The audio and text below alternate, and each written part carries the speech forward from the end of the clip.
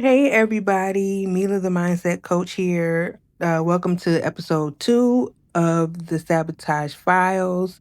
Today we are going to talk about negative self talk, the silent sabotager.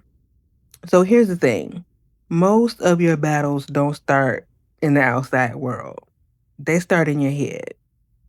And that inner critic, that's not just a bad habit, that is sabotage.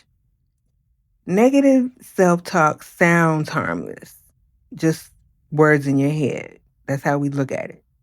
But words actually can shape your beliefs, and your beliefs shape your actions, right? So if you tell yourself long enough that you're not ready, that you're not worthy, or that you're not capable, eventually you will live like that's your truth, like that's, reality.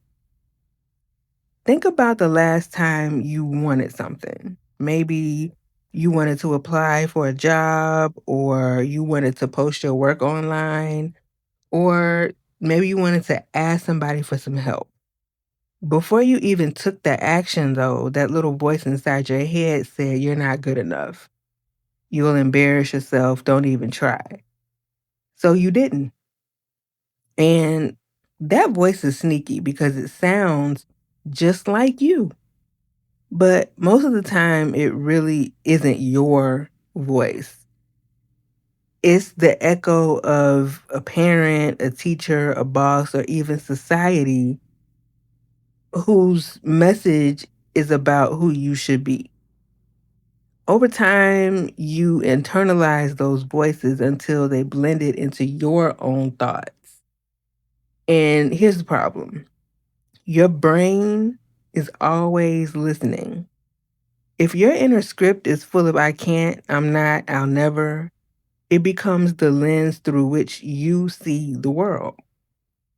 It becomes your operating system. And it doesn't just hold you back, it actively sabotages opportunities before you even try. So let me give you an example. I once knew someone who had the chance to present at a big conference.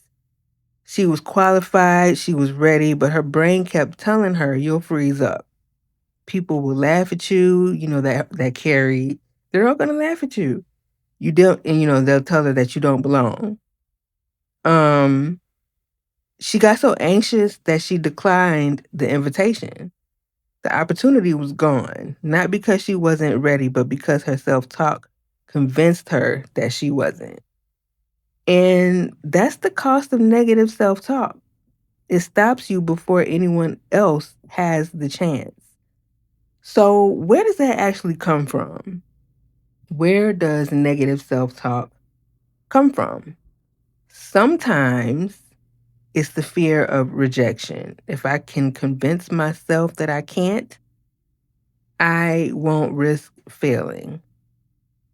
Sometimes it's old programming. If I grew up only hearing criticism, my brain repeats that. Sometimes it's comparison. Why try when I'll never measure up to them?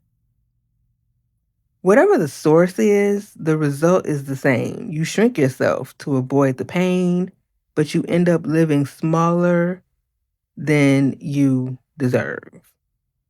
So, how can we shift that? How can we shift the negative self talk into some positive self talk? So, here are some strategies to shift it. Okay, number one, catch the critic. For 1 week, write down every negative thing you tell yourself. Don't judge it, just get it out of your head and on paper. Number two, flip the script. Instead of forcing fake positivity, go for neutral. Change "I'll fail" into "I'm learning as I go." That's believable, and it starts to retrain your brain. Number three, use the friend filter. If you wouldn't say it to your closest friend, don't say it to yourself. That one rule alone will change how you talk to yourself. Trust me. And number 4, practice interruption. When that voice starts, literally say, stop out loud if you have to. Break that loop, okay? You can't silence that voice completely because it's wired in, right? But you can decide if it drives the car or just rides in the passenger seat. Preferably you want it to ride like underneath the car or in the trunk or something. Preferably you really don't want it in the car with you at all. But if it has to ride with you, it's in at least the passenger seat. Okay? So here's a reflection moment. Ask yourself, what is the one sentence I say to myself most often when I'm scared? Write it down, then ask, would I ever say this to someone I love? If the answer is no, it doesn't belong in your mouth or in your mind. Okay? Negative self talk is sabotage in its quietest form. But once you catch it, question it and reframe it, and then you'll take your power back. Okay? All right.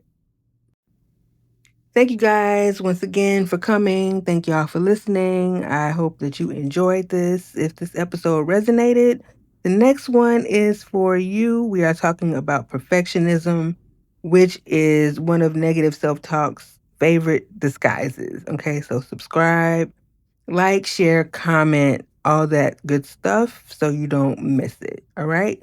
See y'all next week. Take care.